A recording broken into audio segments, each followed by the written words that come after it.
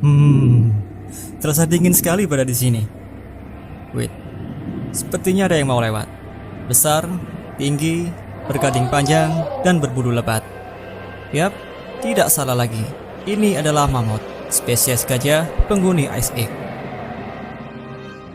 Di episode kali ini, kita akan meloncat jauh dari zaman kapur ke zaman di mana bumi lagi dingin-dinginnya, yaitu Ice Age atau yang kita kenal sebagai zaman es.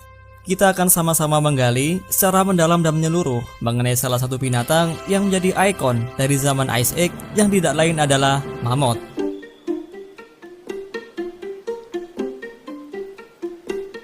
Mamut adalah spesies dari genus gajah yang sudah punah dan hidup pada zaman yang dikenal dengan Ice Age atau zaman es. Di zaman ini, bumi benar-benar dalam keadaan paling dingin di mana suhu permukaan secara signifikan lebih rendah daripada saat ini. Meskipun lebih dingin di kutub utara saat ini di mana suhu mencapai minus 40 derajat Celcius, tapi suhu dingin ini mencakup bumi secara global dan berlangsung dalam suatu periode yang cukup lama. Berdasarkan penelitian yang diterbitkan oleh jurnal Nature, suhu global rata-rata selama zaman es sekitar 6 derajat Celcius, lebih dingin dari suhu dunia saat ini. Mamut-mamut tersebut umumnya tersebar di seluruh penjuru dunia, yang meliputi benua Afrika, Eropa, Asia, dan Amerika Utara. Spesies mamut yang paling terkenal adalah mamut berbulu atau mamut Siberia, karena banyaknya penemuan fosil dalam beberapa tempat di dunia ini. Dengan hidup pada zaman es, mamut memiliki ciri-ciri fisik yang unik dibanding gajah modern. Bulunya yang tebal, mamut membantu mereka bertahan hidup di kondisi iklim yang ekstrim selama zaman es yang dapat menjaga tubuh mereka tetap hangat. Gading mamut yang panjang melengkung dan runcing juga berfungsi sebagai alat yang penting dalam mencari makanan yang terkubur di bawah salju dan es, serta melindungi tubuh mereka dari para pemangsa. Mamut juga memiliki gigi geraham yang bernama hypsodon layaknya gajah modern, yang memungkinkan mereka untuk memakan rumput dan pohon. Bobotnya sendiri bisa mencapai 4 hingga 6 ton dengan tinggi sekitar 3,4 meter. Mamut juga memiliki belalai yang sangat fleksibel dan memiliki banyak fungsi meskipun pada dasarnya sama persis dengan belalai gajah modern. Jika hidung manusianya dapat digunakan untuk bernafas dan mencium aroma, lain halnya dengan hidung atau belalai gajah yang berperan layaknya tangan manusia, yakni untuk memegang dan mengambil berbagai benda termasuk makanannya. Saat mamut minum, mereka juga membutuhkan bantuan belalainya untuk mengambil air yang kemudian dimasukkan ke mulutnya atau digunakan untuk mandi.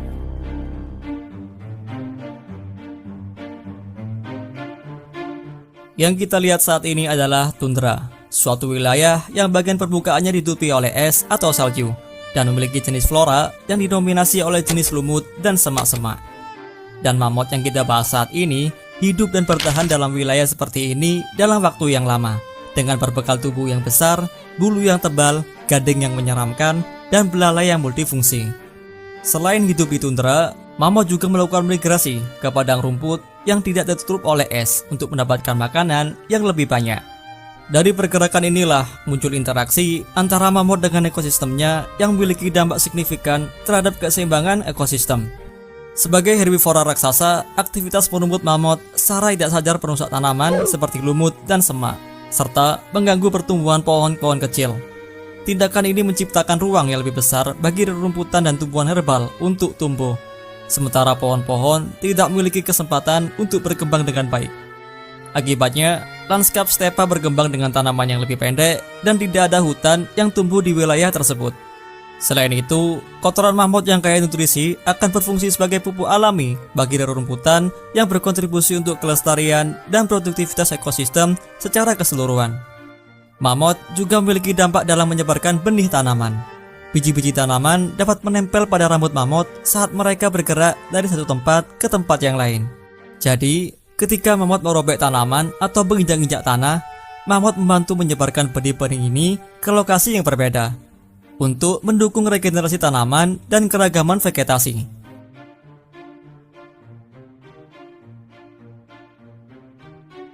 Untuk menjaga mamut tetap eksis pada zaman Ice Age, mereka juga berkembang biak dengan cara reproduksi seksual, di mana betina dan jantan saling berpasangan untuk menghasilkan keturunan baru. Betina mamut memiliki siklus reproduksi yang mirip dengan gajah modern, dengan periode kehamilan yang berlangsung selama sekitar 22 bulan. Dalam masa ini biasanya hanya satu anak yang lahir pada satu waktu, seperti pada gajah modern. Setelah melahirkan, betina akan merawat dan memberi makan anaknya selama beberapa tahun, yang tentu untuk membantu mereka untuk tumbuh dan berkembang.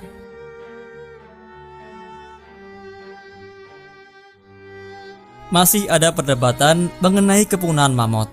Namun, akhir-akhir ini para ilmuwan sudah mendapati titik terang.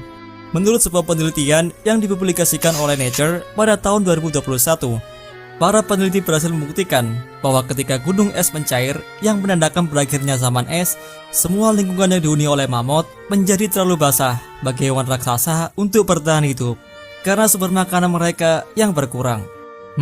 Kalau dipikir-pikir, bukannya semakin mudah ya untuk memakan rumput jika esnya mencair tanpa harus menggunakan gading?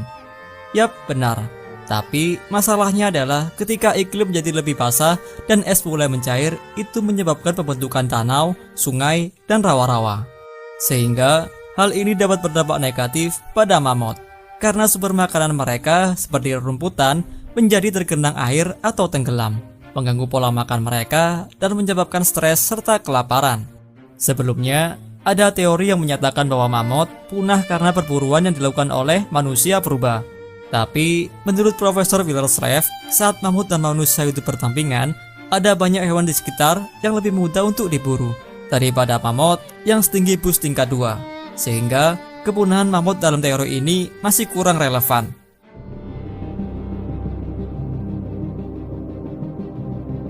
Sebelum video ini berakhir, seperti biasanya, kita bakalan kasih fakta unik dan aneh mengenai mamut. Namun, sayangnya, kali ini bukan kedua hal itu, melainkan good news buat kalian yang ingin melihat mamut secara langsung. Ada sebuah perusahaan bioteknologi yang berbasis di Dallas, Amerika Serikat, bernama Colossal, yang saat ini sedang bekerja untuk menghidupkan kembali mamut yang telah punah dengan mengedit genetiknya untuk reinkarnasi mamalia tersebut. Dan baru-baru ini, mereka menambahkan dana sekitar $60 juta untuk memindahkan deekstinsi mamut berbulu ke tahun 2027. Tujuan Colossal adalah untuk membawa kembali spesies yang telah punah dan memperkenalkannya kembali ke ekosistem yang sama di mana mamut pernah hidup untuk melawan perubahan iklim. Melalui pengeditan gen, para ilmuwan dari Colossal nantinya dapat menciptakan embrio dari mamut.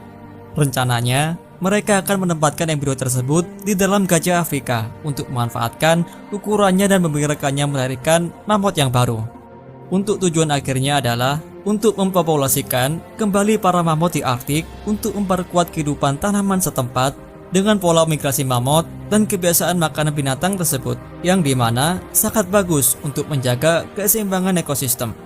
Terima kasih sudah menonton video ini dan sampai jumpa di video selanjutnya.